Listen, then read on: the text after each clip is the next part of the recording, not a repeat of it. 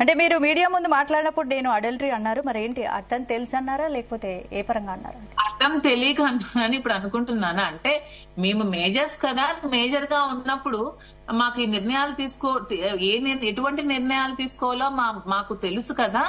ఇది ఇవి ఏవైనా ఉంటే లీగల్ గా చట్టపరమైనగా తీసుకునేవి దీన్ని మీడియాకు ముందుకు తెచ్చేసి ఆవిడ చాలా ఇది చేసేసింది.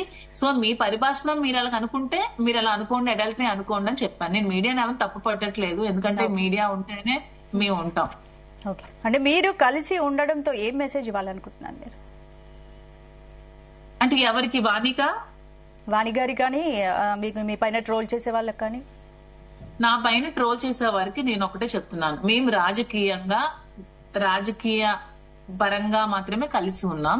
ఇక మీదట కూడా అలాగే కలిసి ఉండాలని అనుకుంటున్నాం. దీన్ని ఎవరు కూడా నెగటివ్ గా ట్రోల్ చేయాల్సిన అవసరం లేదు. నేను వాళ్ళ ఫ్యామిలీ నుంచి శ్రీను గారిని ఎప్పుడు దూరం చేయాలని ప్రయత్నించలేదు. ప్రయత్నం చేయడానికి శ్రీను గారు ఏం చిన్న పిల్లలు కాదు. అతని నిర్ణయాలు తను సొంతగా తీసుకోగలిగిన స్టేజ్ లోనే అతను ఉన్నారు.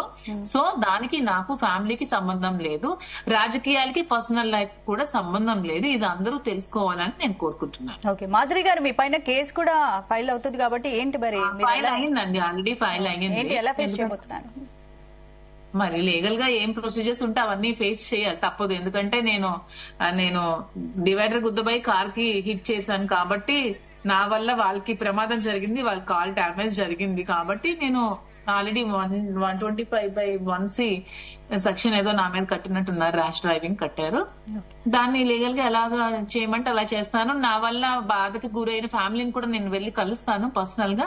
నేను ఈరోజు ఆల్రెడీ నెంబర్ తీసుకున్నాను, వాళ్ళ దగ్గరికి వెళ్లి నేను క్షమించమని కోరుకుంటాను. అంటే వాళ్ళ వైఫ్ వాణి గారు ఆరోపిస్తున్నారు డైవర్స్ కాకముందే మీతో కలిసి ఉంటున్నారు, ఎలా ఉంటున్నారు అని. మీరే చెప్తున్నారు కదా ఆరోపిస్తుందంటే ఆరోపణలు మాత్రమే. ఎందుకంటే అక్కడ కన్స్ట్రక్షన్ లో నేను కూడా ఒక 2 crores అమౌంట్ పెట్టాను కాబట్టి ఆ బిల్డింగ్ దగ్గర నేను ఉన్నాను. ఆ 5th floor లో నేను ఒక బిల్డింగ్ కన్స్ట్రక్ట్ చేసుకొని నేను ఉన్నాను. సో నాకు కూడా ఆ ప్రాపర్టీలో షేర్ ఉంది. అదే శ్రీను గారు కూడా మీ మీడియా ముఖంగా చెప్పారు అతను అది కూడా.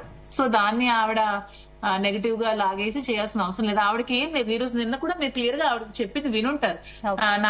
నాకు ఆస్తి ఇచ్చేసి అంటే ఏంటి ఇప్పుడు సభ్య సమాజం అంటోంది మీరు ఇల్లీగల్ గా ఉంటున్నారు శ్రీనివాస్ తో అని. తన కూతురు కూడా అదే ఆరోపిస్తోంది. మరి వాళ్ళ ఆరోపణలన్నీ అబద్ధాలండి. వాళ్ళు క్లియర్ గా చెప్తున్నారు కదా, మా ఆస్తులు ఇచ్చేసి మాధురితో వెళ్ళిపోండి అంటే, ఆస్తి ఇచ్చేస్తే మా సమాజం మా రిలేషన్షిప్ కరెక్ట్ అనా వాళ్ళ ఉద్దేశం? అంటే ఆస్తులు ఇచ్చేస్తే మా రిలేషన్షిప్ కరెక్ట్, ఆస్తులు ఇవ్వకపోతే మా రిలేషన్షిప్ తప్పు అంటే అక్కడే ఆవిడ కన్నింగ్ ఆలోచనని మీరందరూ అర్థం చేసుకోండి. She very cunning lady. తను రాజకీయం కోసం తన డబ్బు కోసం ఏ మాటలైనా ఆడుతుంది, ఎంతకైనా కూడా దిగజారుతుంది. అంటే దువ్వాడ శ్రీనివాస్